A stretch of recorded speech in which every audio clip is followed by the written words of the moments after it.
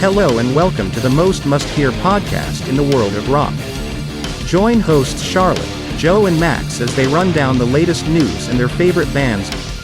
Ladies and gentlemen, the Overtone Podcast. Okay, so this week for news, we wanted to talk about the obvious Blink-182 reunion, and they've announced a tour for 2023 with their original lineup. So many people are excited about that. And to keep up the hype, they've recently released a new song as well, which I kind of like it. It's catchy. I do like it. It's just, it's not my thing, so I can't really say too much about it. And I never really listened to Blink-182 in the first place, so I don't know how it compares to their other stuff. I don't know what you think of that. I mean, I didn't mind it. For some reason, I was never the biggest Blink fan anyway. Like, I'm big into pop punk and all that kind of thing, but Blink Raw is the one that I didn't really pay much attention to outside of a few hits. But yeah, the buzz around the reunion has been insane, and obviously the ticket pricing has been a big issue, I think, and trying to get tickets before the touts have got them, I've seen has been a big topic of conversation. I think I saw Mark Hoppus even tried to get tickets and couldn't for his own shows. Oh God! So that's how bad this thing is. That just goes to show. Yeah. It is really bad lately. Like, so many artists have announced gigs recently, and like there's been crazy to try and get them. Yeah. I see what a lot of artists do now actually is that they have their own artist pre-sale. So I know usually they do, like if you're on O2, you get O2 priority. If you're with Ticketmaster, you get Ticketmaster priority, advanced tickets, whatever. But I've seen a few artists do a thing lately where if you like pre-order their CD or album or vinyl or whatever, if you pre-order that, then you get a code. So you get extra days in advance to get the tickets yourself. Yes. And that's how I've been so lucky lately, getting tickets to various gigs. I don't know if Blink-182 did that at all, or whether they just went straight in. I don't know. I'm not sure, actually. I don't know whether they've actually got an album that they're doing or not. I've not seen, like, the buzz has been that much just about the live shows and the reunion and this one single that I've not really seen anything if they're doing like a full album or anything. But I mean, it's definitely a good way of finally bands getting album sales again, I guess. It'll definitely encourage people to buy the album just to go on the tour. Oh yeah, definitely. And the amount of people that will be like, if they do release an album just before the tour, the amount of people that are going to be streaming that so much or buying it so that they know every song on tour, like that's another good way to increase sales. Yeah, just I feel like it'll be a couple of years now before they do a kind of festival in the UK. I know they've announced some dates, obviously, but yeah, I could see them doing Leeds or Reading in a couple of years.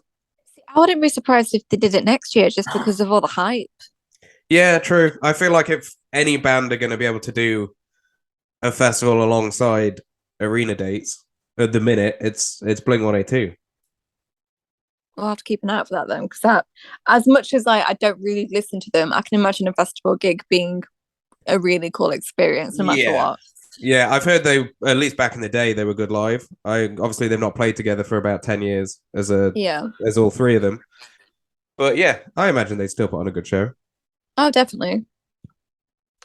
So next on Overtone News, we want to talk about the official charts company. They've released the UK's official all-time debut albums for the top 20, and Meatloaf's 1977 debut, Bat Out of Hell, sits at the top of the list. It sold 3.5 million copies in the UK to date. So that's number one. And then as we go down the list, there's a few I know, a few I don't know, but we've got ones like, you've got, right, straight after Meatloaf, it goes to James Blunt, which is a complete change in genre. After James Blunt, you've got Leona Lewis, and then it goes to like Lady Gaga, Spice Girls, Sam Smith, Scissor Sisters, Tracy Chapman, so many different names, Ed Sheeran. And then a little bit further down the list, we get Guns N' Roses' Appetite for Destruction. We've got Definitely Maybe by Oasis, and then Hot Fuss by The Killers. So there's a real range of artists there, and I wasn't expecting to see some of them. It's nice to see a fair amount of rock representation, really. Meatloaf is pretty rock. Where else are we? Keane, I would say. Alanis Morissette. Coldplay, I guess, back in 2000. would have probably been closer to rock than anything else. Obviously, Guns N' Roses, like and I can't really scoff. Most of these albums are pretty good. Yeah, I'm shocked by a few of them. Like, don't get me wrong, I actually quite like Leona Lewis. Not that I know her songs, but I like her voice. But I didn't realize that made number 3. No, I mean I'm still shocked that Meatloaf's the highest. Like, as fantastic as an album as it is, it's like you don't really hear it talked about all that much anymore. No, you don't. Especially over here. What's the latest one on this list? I'm trying to see. We've got 2008. Oh, 2014. Is there anyone more recent than 2014? I imagine 2014. Is that Sam Smith? Yeah, In the Lonely Hour. That's the most recent one. So that's what, 6, 7, 8 years ago. I mean, it's nice to say, I'm not a big Sam Smith fan, but it's nice to see that 8 years ago there were still, massive albums, even if it was streams, Oh, yeah. The fact that the people are still listening to albums in the UK is nice. Emily Sandé, another that's a good one. It's not rock, but I like her voice. So there's a real range in this list, and I wasn't expecting a lot of these, but it's nice to see. Oh, definitely. It's, if anything, the only, like, the most shocking thing is the fact that Oasis isn't higher. Yeah, number 19 out of 20. I thought for sure it'd be top 10. You would have thought. Number 5, No Angel. I don't know the artist's name. I can't pronounce it. Is it Dido? I think it's Dido. The name rings a bell. I can hear a voice in my head, but I can't really remember many songs. I can't. But then again, that's 1999, and I was born in 99, so of course, I'm not surprised. But there's a few names I don't know. I don't know Mike Oldfield. I don't know if that's just me being ignorant and dumb. Yeah, that was the one that stood out to me the least. Yeah. It might ring some vague bells. I'm going to have to check it out once we're done. Yeah. If I actually know it. I feel like we must 15? Know at least a song. Do you know number 15 or like Come Away With Me, Norah Jones? I don't know that. Again, Norah Jones rings a bell. I'll probably know it if I heard it, but it's less than Dido even. Like, I don't know, I can't put any sound to it. It's definitely a list we'll have to check out afterwards just to see what we've missed out on. Yeah, exactly. So the next thing we wanted to talk about was the fact that Queen have put out a new song featuring Freddie Mercury. I believe it was recorded, well, obviously it was recorded decades ago at this point, the kind of lost Queen song that I believe the band have been teasing us with for years and years at this point and have finally released it. I've not actually had the chance to check it out yet, but have you? Yeah, I've listened to it. So it's called Face It Alone. It's more like a rock ballad than some of the other stuff. I like it. It's just really weird to listen to, knowing that it's new to us, but obviously it's not new to the band. It felt really weird to listen to a Queen song that I didn't already know, and it's going to take some time getting used to it. And once I've come over the shock that it's a new song with Freddie Mercury, then I'll probably be able to enjoy it more. But for now, all I'm feeling is, what is this? Yeah, exactly. I think a lot of people have been feeling that. Like, I've seen it's had pretty kind of mixed reception online. I've seen a few people are trying to say it's terrible and all this, and I get why they didn't release it. And then I've seen other people praising it just because it's Queen with Freddie Mercury again, Yeah. But I can't imagine it'll be a bad song regardless, because it's those four guys, Oh yeah, it's not a bad song. It's just one that I'm going to have to get used to. Yes, yeah, I can imagine. Do you know if there's any other unreleased songs with Freddie Mercury in them, or is this the only one? I vaguely remember hearing something about a few more, but I don't know. It'd be cool to get like a long lost tracks album. Yeah, that'd be fun. I know there's a few bands. Slipknot are the most famous for it. They recorded 2 albums back in, I want to say 2006, 2007, whenever All Hope Is Gone came out. And they did, like, because there's so friggin' many, the band members, half of them wrote an album, half of them wrote another album, and then they just kind of put it all together. But there's a whole nother album out there somewhere that they keep being like, oh yeah, we'll put it out at some point. But it's still yet to see the light of day, unfortunately. I wonder if that will happen like within the next 5 to 10 years or so, or whether they'll just leave it then. If it's Yeah, I been that feel long because it's already. exactly, and every year they seem to be bringing it up and being like, "Oh yeah, it'll come out next year." And I mean, I remember reading an article about it just last year. I think it's even on our most anticipated albums list from last year. And we're now nearly in November, and it's not here, but a new Slipknot album is. No. So it's I Speaking don't of see it happening. speaking of teasing new music, obviously I'm going to bring Hailstorm into this. Yeah. I don't think it was their Instagram directly. I think it was Joe Hottinger's Instagram somewhere. He posted a picture. I think it was Lizzie or another band member. Captioned "New music soon." Oh wow, I know that's so soon. They not long released their previous album, so the fact that yeah, they're teasing it was definitely this year, wasn't it? Yeah, it was like God, what month was it? I've got It was sometime May in in the my summer, I head. think. Yeah, sometime around that. So the fact that they're recording and releasing new music already is insane. I want to know if it's going to be originals or whether they're going to do another covers album, That's because what I was I'm just about to desperate for say. another Yeah, covers album. because they've not done one for a while, have they? Now. No, it's been a few years. Yeah, But I'd that would definitely be be down to hear some more covers because they always do some interesting songs as well. I remember them doing a Lady Gaga one and 21 Pilots and stuff. Like they don't just stick Yeah. to No, they don't kind of just stick stuff within that the influenced them. genre. So yeah, that would be fun to see.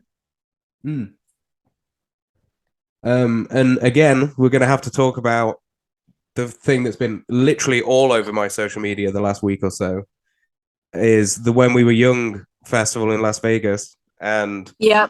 it being winded off for the first day. I didn't realize it was this windy in Vegas. I must admit. No, I mean, I think it must have come out of nowhere. Otherwise, they wouldn't have planned for it around that time. Exactly. But yeah, Saturday's performance had to be cancelled.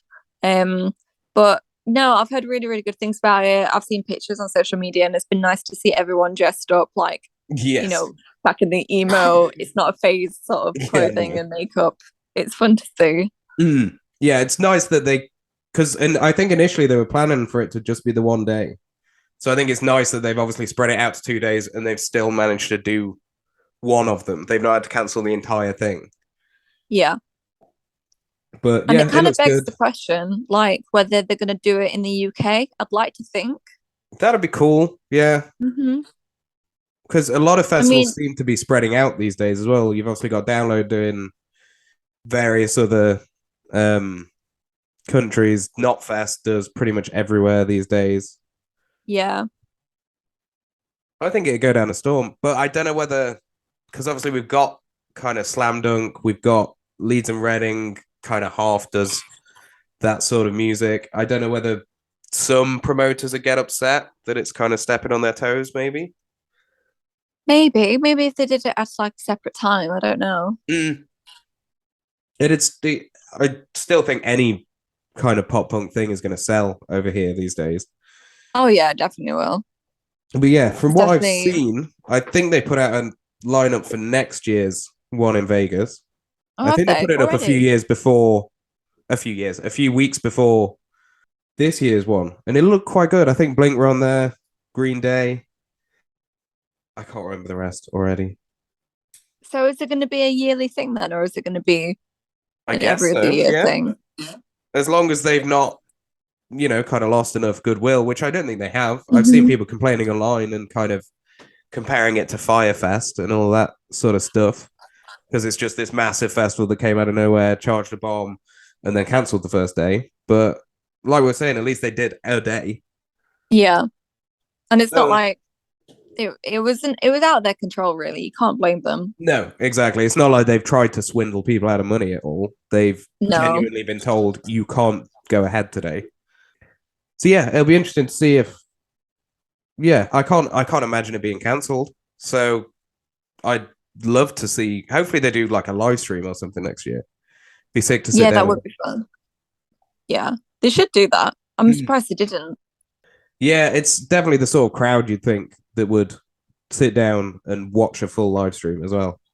Yeah. So another thing that's been all over my social media at the minute is the whole Ivan Moody situation in Five Finger Death Punch. I think it was about a week ago now. He came out live at a gig and said that he was going to do one more album with them and then retire from metal. To which the whole metal world went, yay. But then, literally, I think just yesterday, time of recording, if not the day before, he put something up on YouTube basically saying, oh no, I was just overreacting. I'm not actually going to retire. Which it seems like classic Ivan Moody stuff. He's come out and said some ridiculous stuff on stage that's not been true before. But some of the stuff he was saying on YouTube kind of sounds not great. He was saying stuff like he wasn't going to retire because he didn't want to let his kids down. And he, could kind of lost the support of his friends, and all the friends that he thought would text him about retiring haven't texted him. And it just makes it sound more like a cry for help than anything. Maybe it is then. Maybe he's going through something that's made him act out. But at the same time, it's not really fair to do that on his fans. Maybe he is going through something, but at the same time, I can imagine the bands think, sorry, what's the word? The fans thinking, oh yeah, like he's sticking around. Oh no, he's leaving. Oh yeah, he's sticking around. Oh no, he's leaving. It's a bit messy.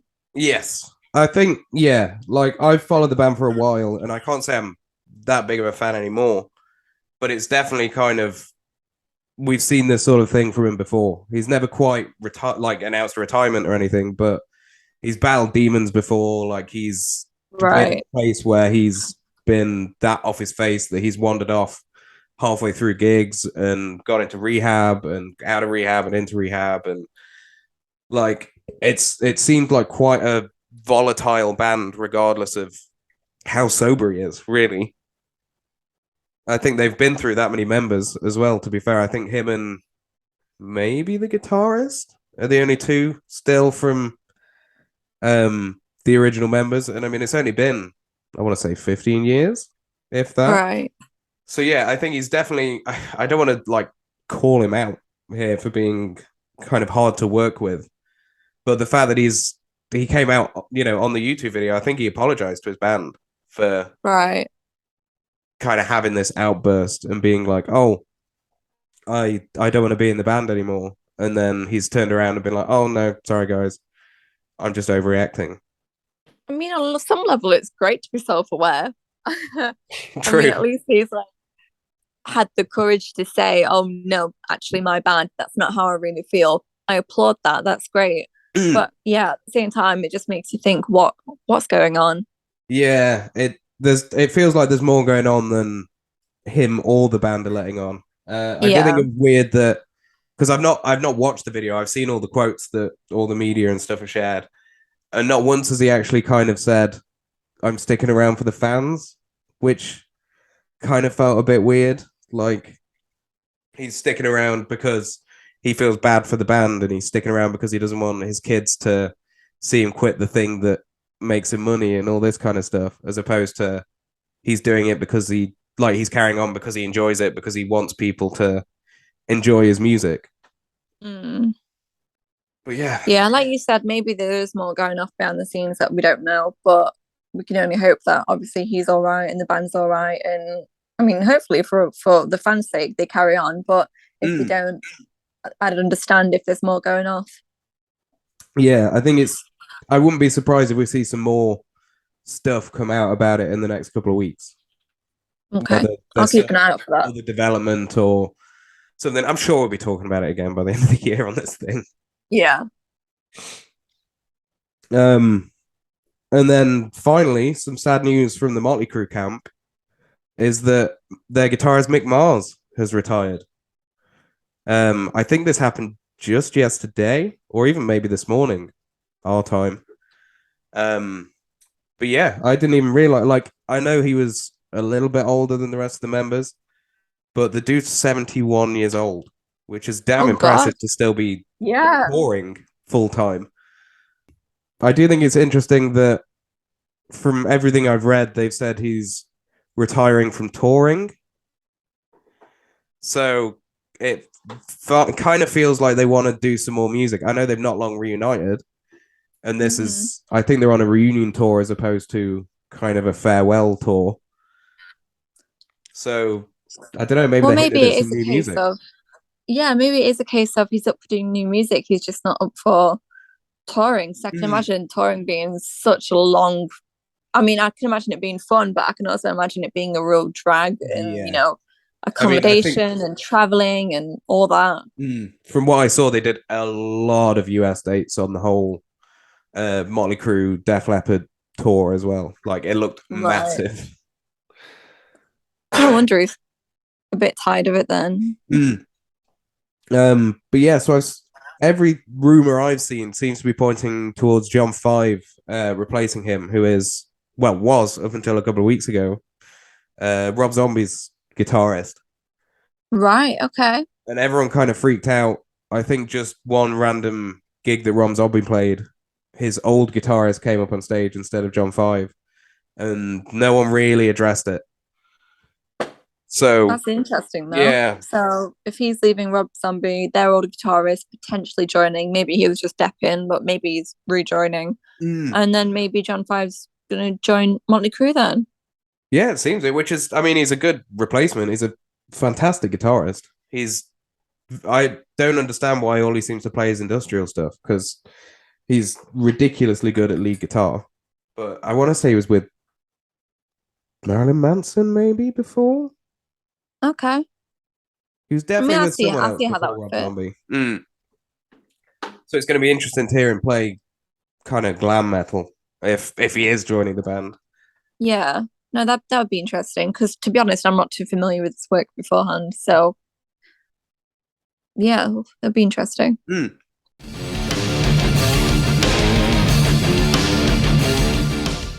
On a different note, though, guys, what have you been listening to this week, Joe? To be fair, the main band that jumps out to me is a fairly local one called South of Salem.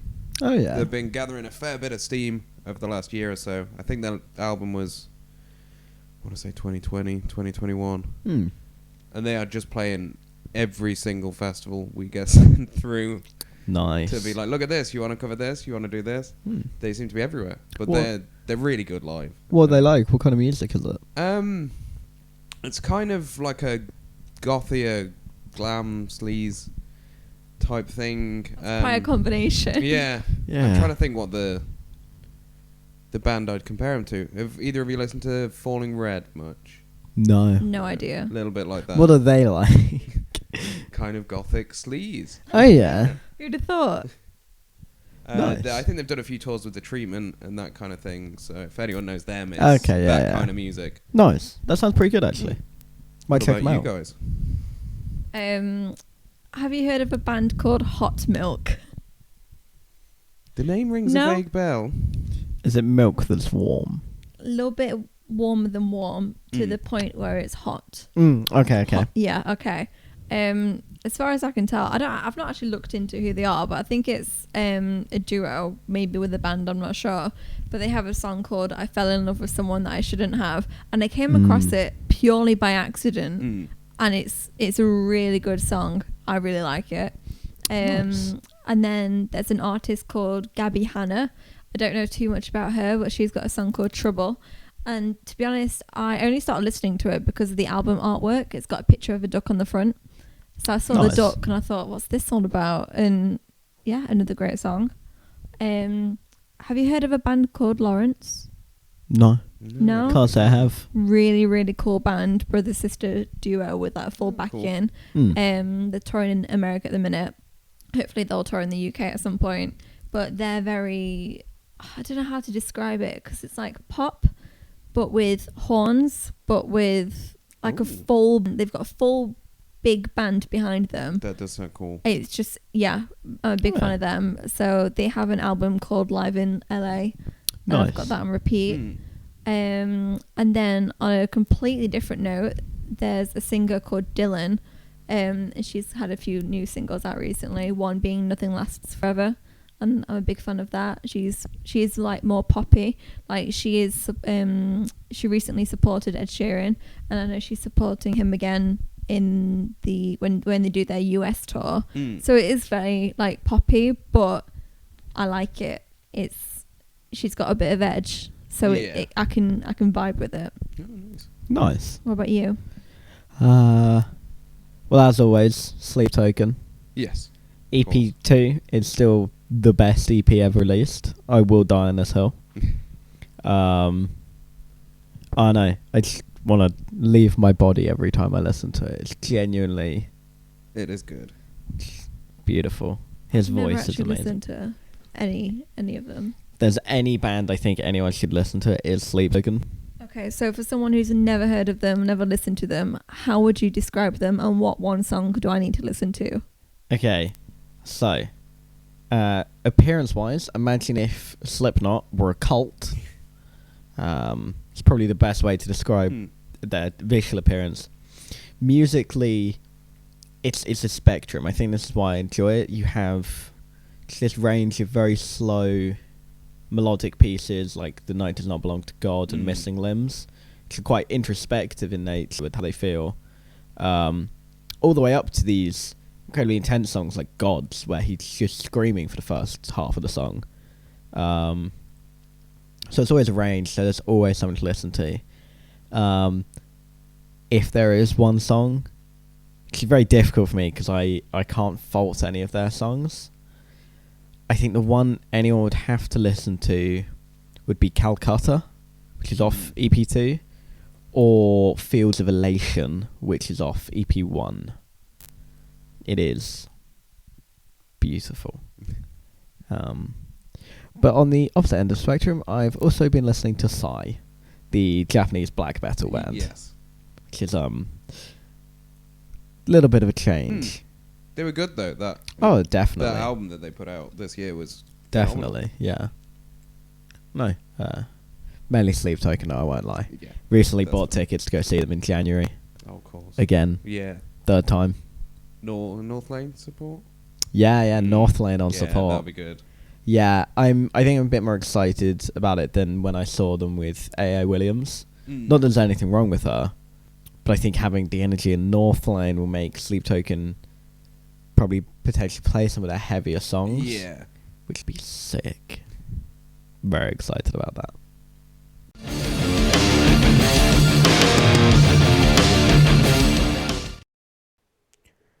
So I read an article the other day that said that a specific AI tool had threatened human creativity and that it had the art world worried about it.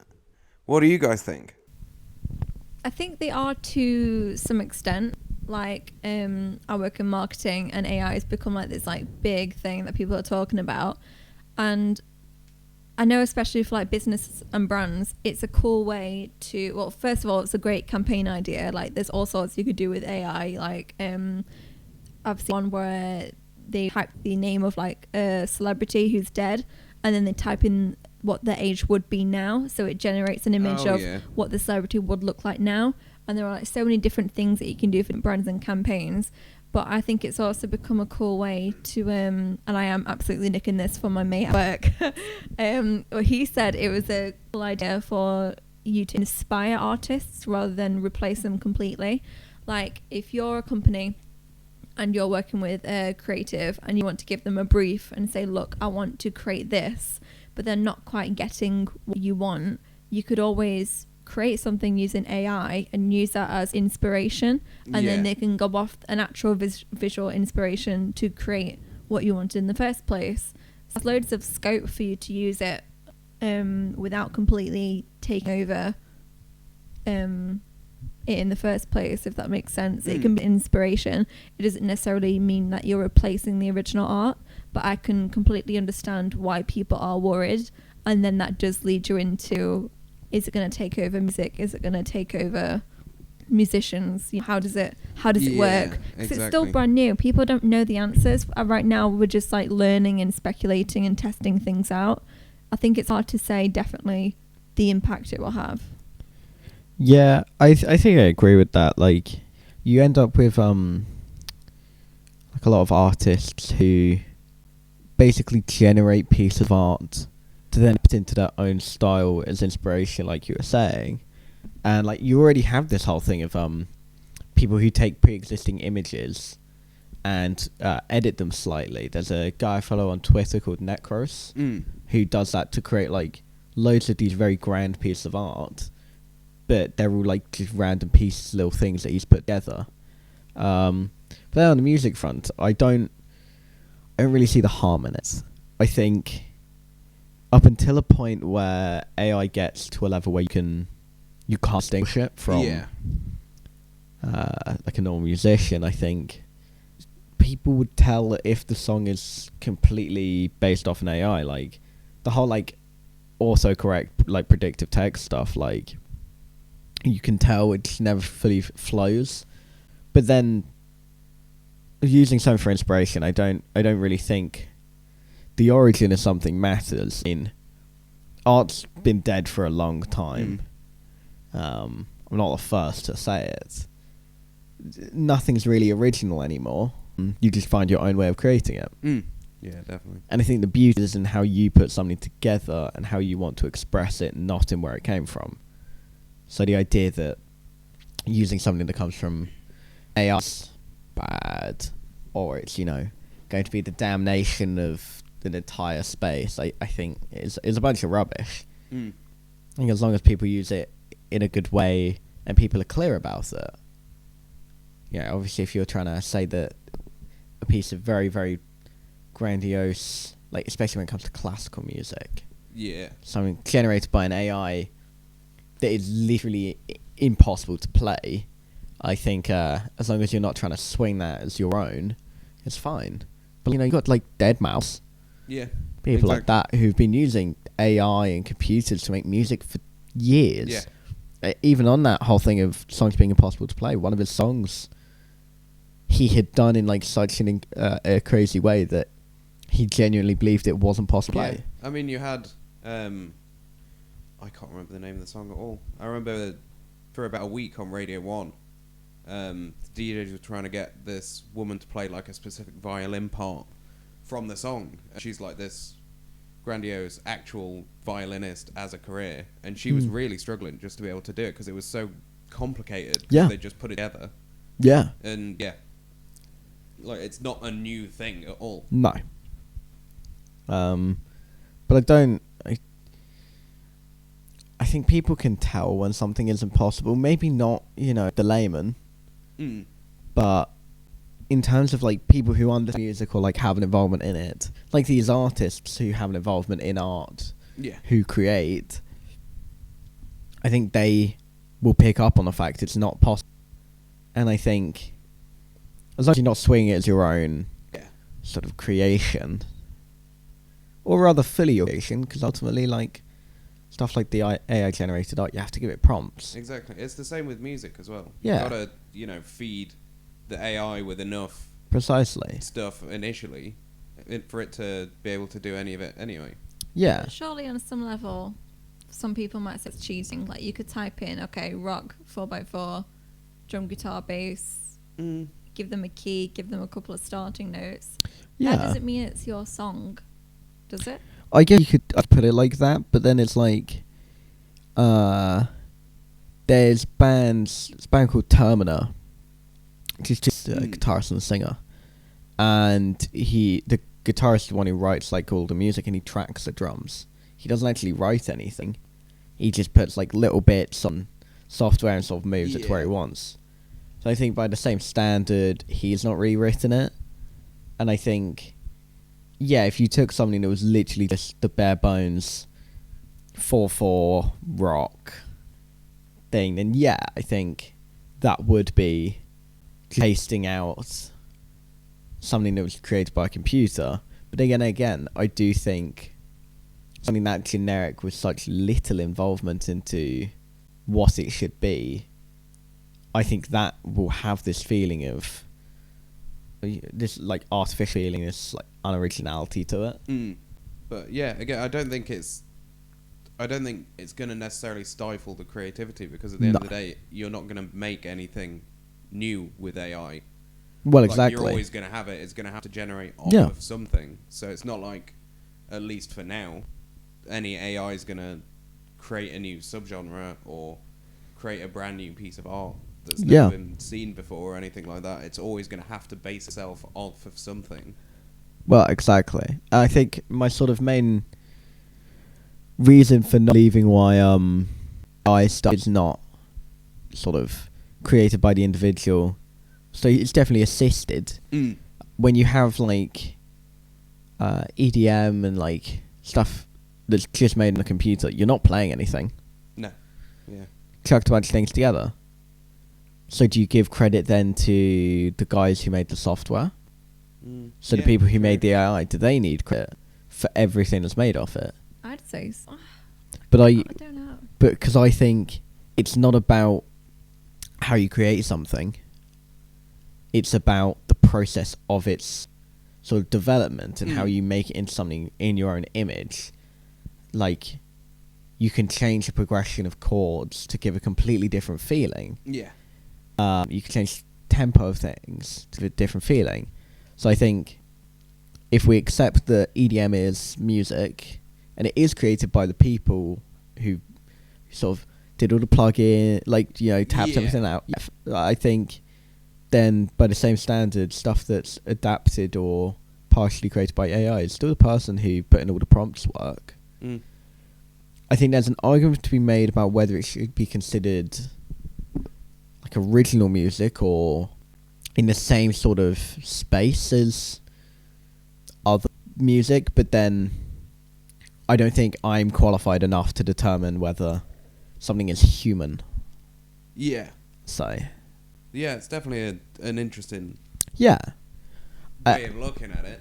I think it will affect groups of people. I don't think it's ever going to be completely consuming thing. No.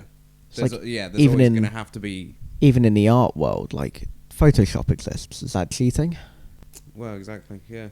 You know, the amount of digital artists these days is Clearly. probably And outweighs... in fairness, there is an ongoing argument about whether digital artists are real artists. But once again, it still requires a massive amount of skill. Yeah. Oh, definitely. And so even if you're taking music prompts from some AI, you still need to then develop it into this cohesive song. Yeah. Lyrics can be incredibly hard to write for people. Yeah. I know I can't write lyrics. I suck at it. So I get help with that. So I think if there was an AI for that, I'd use the AI. Yeah. I'd probably be the same. I as long as you've put in work, as long as you've put work into it, it's still music, and ultimately people would decide when they hear it. But like you said earlier, where does the credit come down to? Does it come down to you or the AI creator, or? Well, that's the difficult thing, because it's like already in music, if you get a ghostwriter, they are not always credited, but then you can have writers on a song and they are credited. So is it treated as this ghostwriter song's never known about, or is it treated as something that was genuinely influential in the creation of the music? And I think that's ultimately what it comes down to. It's not about whether it's original or new, but it's about, will people recognize the fact that they had serious help from a different source? Yeah, and it'd be interesting to see where people lay with that as well. Yeah. Whether people would kind of... Because I want to say it seems embarrassing, but, you know, if people are... Suddenly they write a song, it makes it massive, and then it turns out the lyrics or the beat or whatever was made by an AI, they don't necessarily want to push the credit onto that. I think it will come down to people's mentalities, but based upon the fact most people will write with a lot of pop musicians lip syncing or no real instruments being played. Like we get on this you don't go fans just to hear the music. You go for the show. You go for the spectacle. So I think it will be the same thing there. Of like, you're not going because you care whether something's written by an AI or by the person. I think you go to watch the performative nature of it. And I think since a lot of musicians, you have musicians who don't credit people who help write things. But then it eventually comes out, and the general public reaction is always like, well, why not? Why didn't you credit them? Yeah, exactly.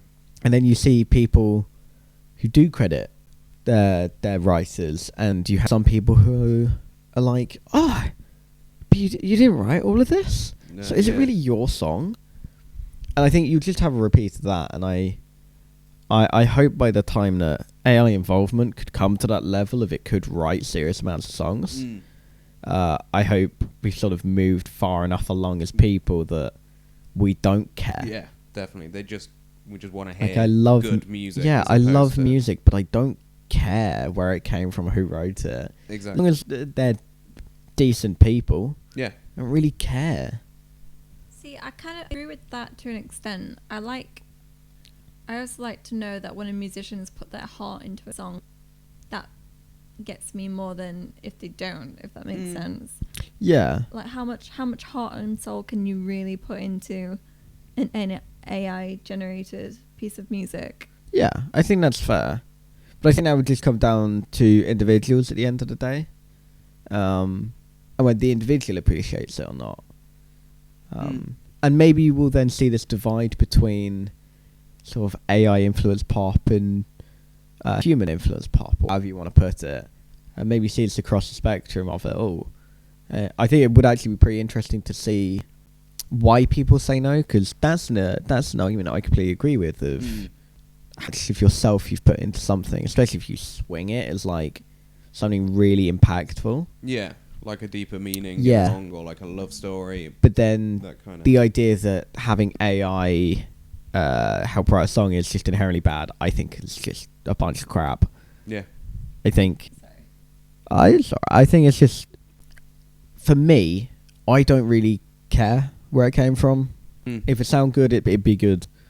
But I agree with that sort of false nature of it. I think that would very much upset me if they swing it as this, Yeah. you know, oh, it's completely original, it's us guys. And then, you know, they're a label plant, you know. Yeah.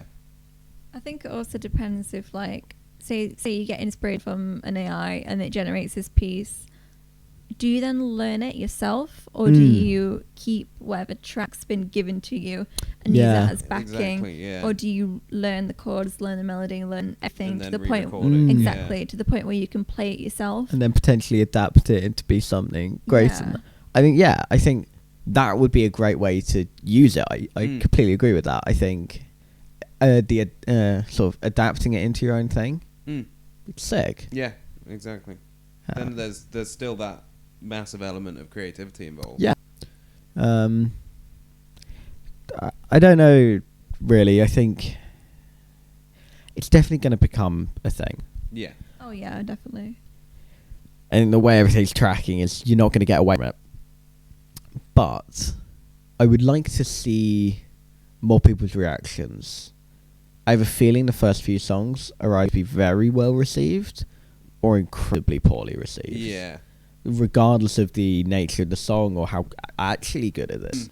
But then if it is so poorly received, will Why? labels just go, well, that failed Yeah, then. like Let's not do that again. completely bin it off, or even asking people why they like it. And I would very much understand. They said something like what you said. If it didn't feel like them, they didn't play it themselves or anything. I completely understand that. It'd be interesting to see what people say. Yeah, I think it will definitely depend on genre. Yeah. It'll depend on genre. Depend if they give credit. Depends if they don't give credit. I think if it happened like within a year, I don't know if it would be as accepted as it would in say 5 years. But at the same time, I think once you start doing it, a load of people will jump on the bandwagon. Exactly. And then it might become overused and be done within a few months. People might get sick of it. True. People just see it as more of a gimmick than Yeah. I wonder if it'll go through the whole thing like dubstep did, where it Yeah. became hyper popular, and then really sort of fell back into a place the sort of subgenre would fall into. Yeah. Yeah. Well, It'll yeah, be interesting do to you see. think it'd end up becoming a subgenre in every genre, as opposed to... I don't know if subgenre in every genre, I think that'd be way too much to track. Yeah. because I think also like jazz, Well, true, yeah. but definitely in some genres, like you said earlier, Charlotte, like pop music, techno stuff. I think definitely it will become something there. Yeah. to whatever extent. I guess it just depends as well if people can actually tell the difference. Is Yeah. there going to be such difference that it requires being a subgenre, or is it just going to be something that people who take the time to look into will know about and no one else Yeah. will? Yeah. Well, I think that also follows on from your thing of, well, if it's in, the next year, if it's in 5 years, I think until it gets to a point where you can it's completely indistinguishable from, normal human written Yeah. music, or whatever we're gonna call it. We need to come up with a name for that. What, human music? What's human music? I think until it becomes completely indistinguishable, I think it will probably be a subgenre thing. But then as soon as you can't tell, as soon as someone sneaks it in with no notice, I think Exactly. that's when the big change will happen. I mean, heck, it could have already happened. Yeah. and we've just not noticed it yet. Yeah.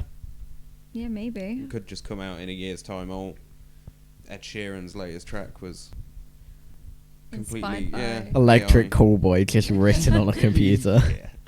That wouldn't actually, to be fair, that wouldn't surprise me. Yeah. It surprised me. What, Electric Callboy or Ed Sheeran?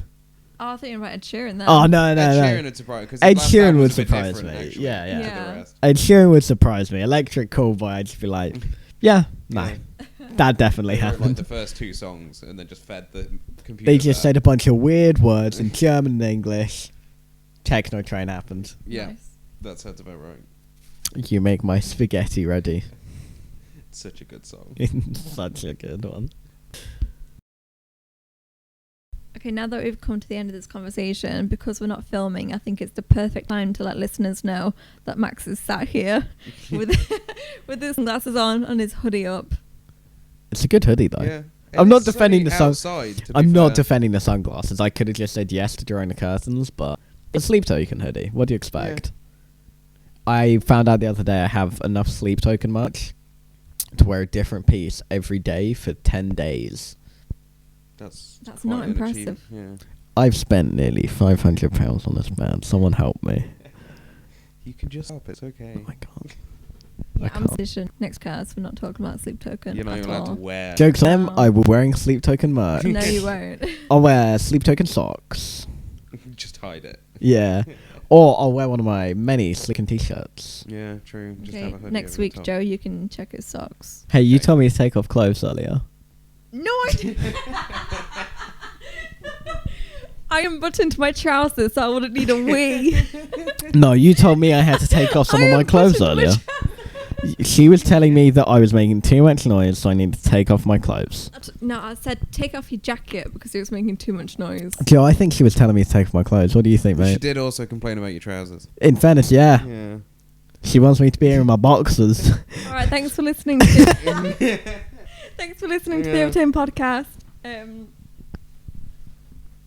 See you next week. Yeah. Month. See you next week. Thank you for listening to the Overtone Podcast. Join us next time when we talk about AI in the future of the music industry. Have a good day.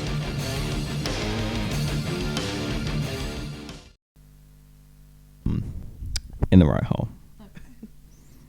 Excellent.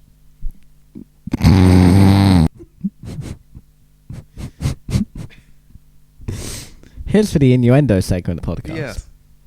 It's just going to get bigger and bigger, I think, every week. Uh-huh. Nice.